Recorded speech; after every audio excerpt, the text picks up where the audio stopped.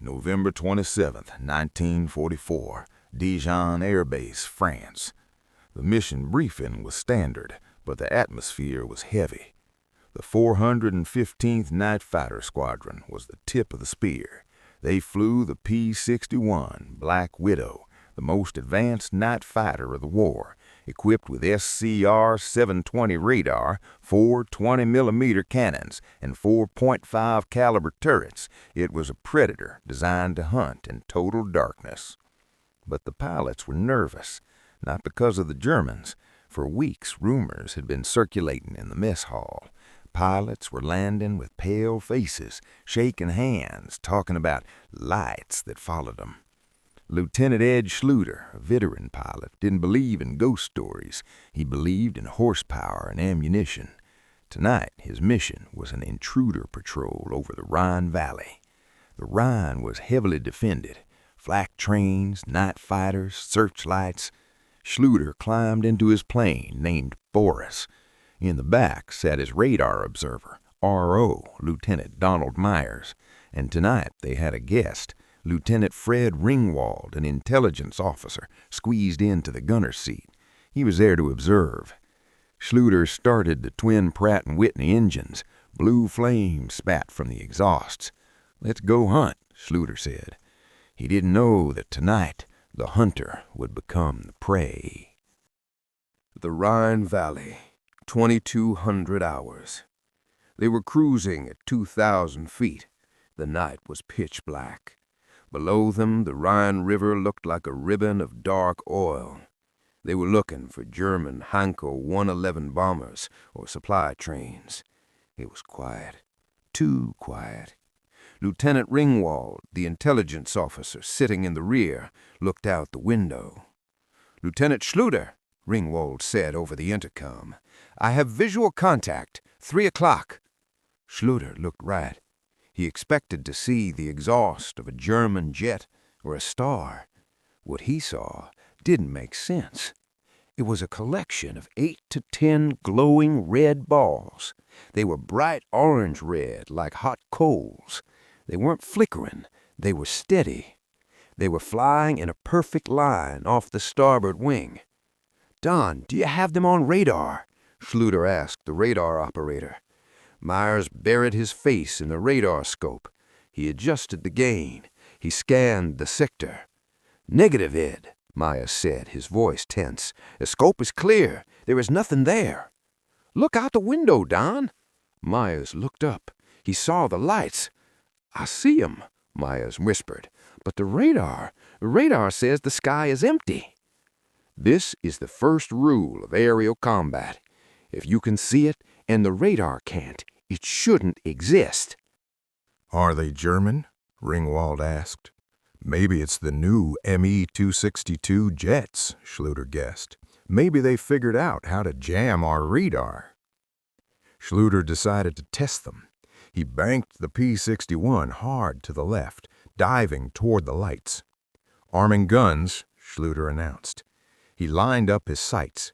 He expected the lights to scatter or fight back, but the lights didn't react like planes. As the P-61 turned, the lights turned with it, perfectly synchronized. Schluter pushed the throttles to emergency power. The P-61 surged to 300 miles per hour. The lights stayed right off his wingtip. They weren't using engines. They had no exhaust trails. They just floated. Then they did something impossible.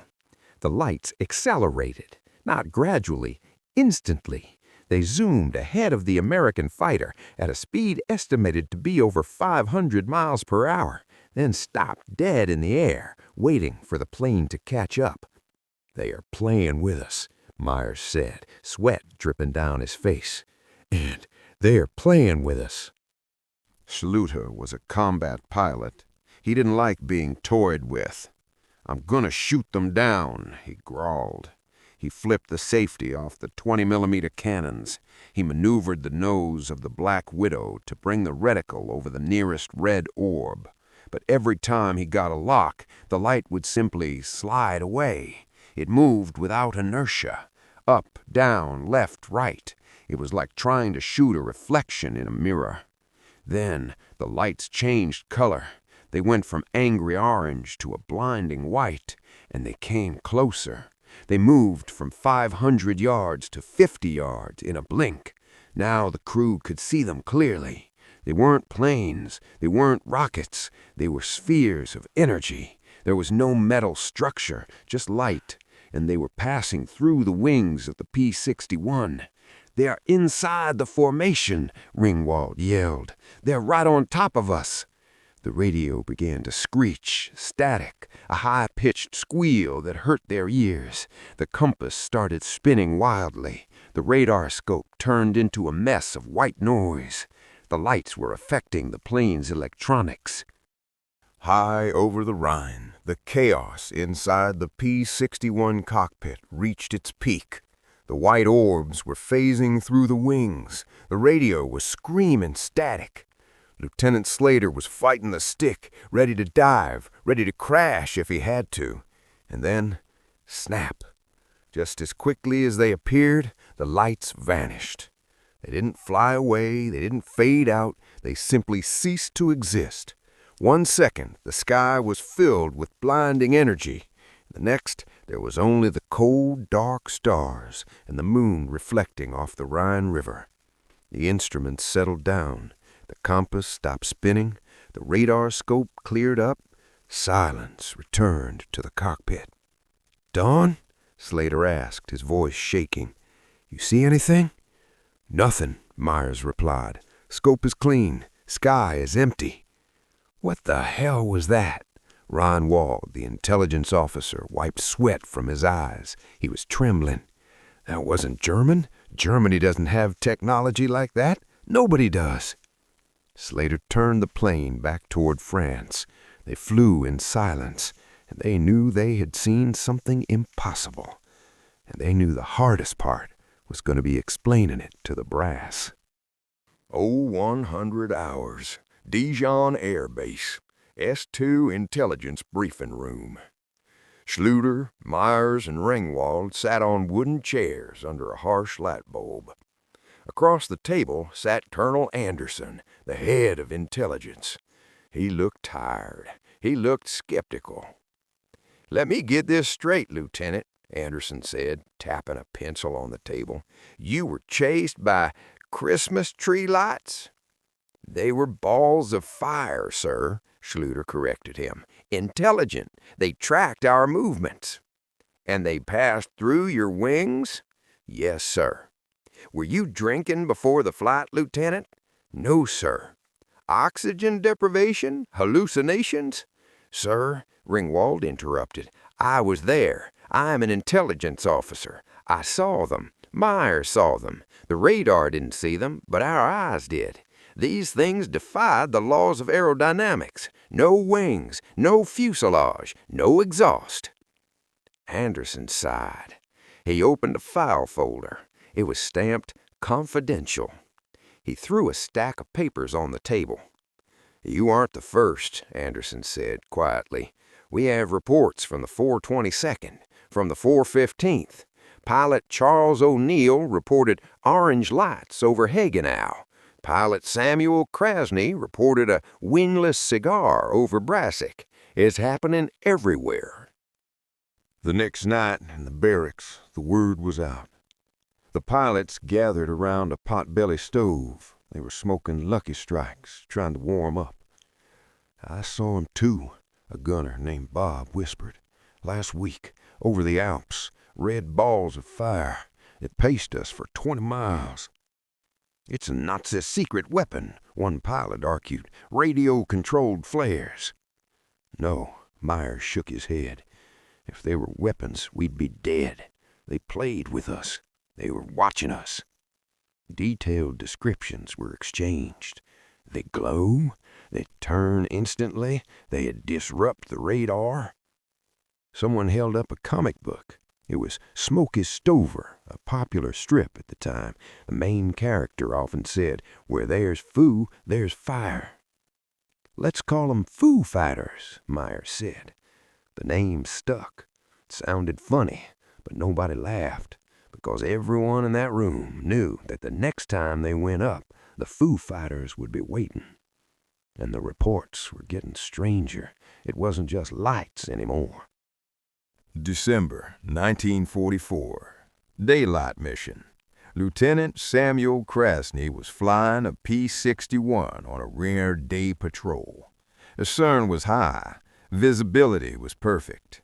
"Bogey at 12 o'clock, his gunner shouted. Krasny looked. He expected a German fighter. Instead, he saw something metallic. It wasn't a ball of light. It was a solid object. It was shaped like a cigar or a torpedo. It was silver, highly polished, reflecting the sun. No wings, no tail, no cockpit. It was hovering vertically in the air. "Is it a balloon?" the gunner asked. "Balloons don't move like that," Krasny said. As they approached, the silver object rotated. It turned horizontal. Then it accelerated. It didn't use a propeller. There was no jet wash. It just moved.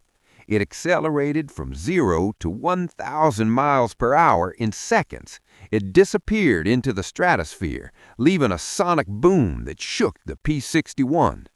Krasny landed his plane. He walked into the debriefing room. He put his gun on the table.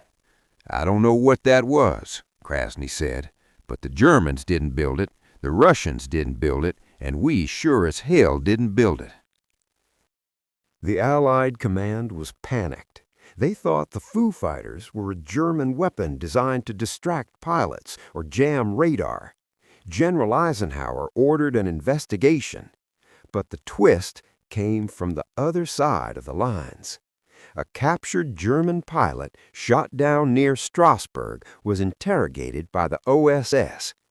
"Tell us about the light balls," the American interrogator demanded. "Tell us about the Feuerball." The German pilot looked confused. He looked terrified.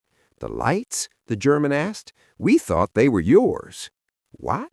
"We call them Kraut meteors, or Foo Fighters in their own slang. They follow our Me-262 jets. They disable our radar. We thought it was an American secret weapon." The room went silent. If the Americans didn't build them, and the Germans didn't build them, then who was flying them? The war was essentially over, but a new mystery had just begun. April 1945. The final weeks of the war. The encounters were becoming aggressive. A P-61 pilot named Lieutenant Smith, a pseudonym from the reports, decided he had enough. He saw a red sphere hovering over a German chemical plant.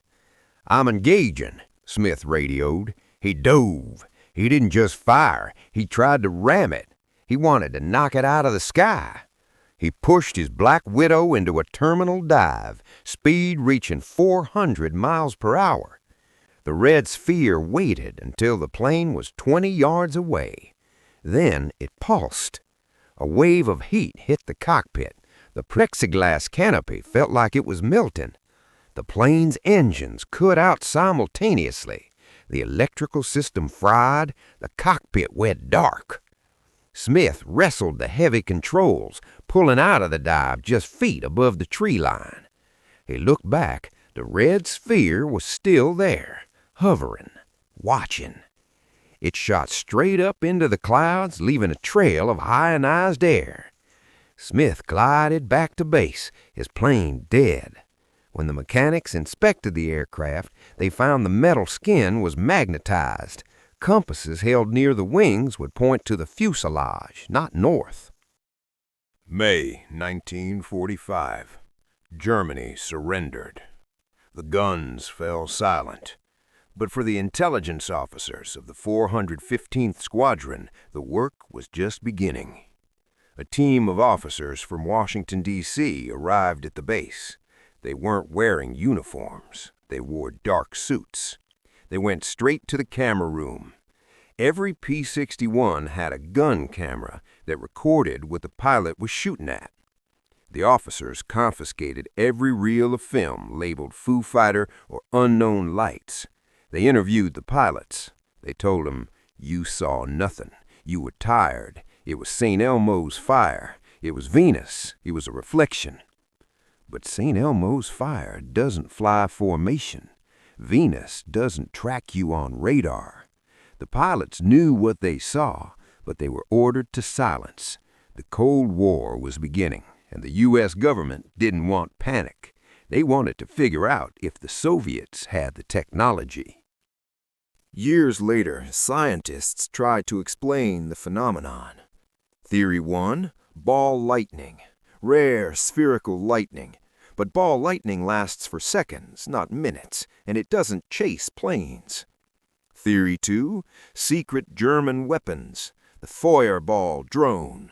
But if the Germans had drones that could fly 1,000 miles an hour and disable electronics, why did they lose the war? Why didn't they use them to shoot down the bombers destroying their cities? The logic didn't hold up. The Foo Fighters appeared on both sides of the conflict. They observed the Pacific Theater, too. They watched the atomic bomb tests. They were neutral observers, or perhaps zookeepers watching the animals fight. The term Foo Fighter faded away. In 1947, a new term was coined, flying saucers. The U.S. Air Force launched Project Sign, then Project Grudge, and finally Project Blue Book. Their goal was to investigate UFOs, or rather, to debunk them. But deep in the archives of the 415th Night Fighter Squadron, the original reports remain. Written by combat veterans, men who didn't panic under fire, men who knew the difference between a star and a machine. They describe objects that defied physics, objects that are still being seen by Navy pilots today, 80 years later. The shape changes from orbs to tic-tacs, but the behavior is the same. Chicago, 1999. Ed Schluter, the pilot who first reported the lights, gave one final interview before he died. The reporter asked him, "Ed, was it secret German tech?" Schluter laughed. "Son, if the Germans had that tech, we would be speaking German right now." Then what was it? Schluter looked out the window at the stars. We were the first ones to knock on the door of the sky with our bombers and our rockets. Maybe someone just came to the door to see who was knocking. The Foo Fighters were never caught. They were never shot down. They are the greatest unsolved mystery of World War II. If you believe we are not alone, hit that like button. Subscribe for more history from the edge of reality. Keep looking up.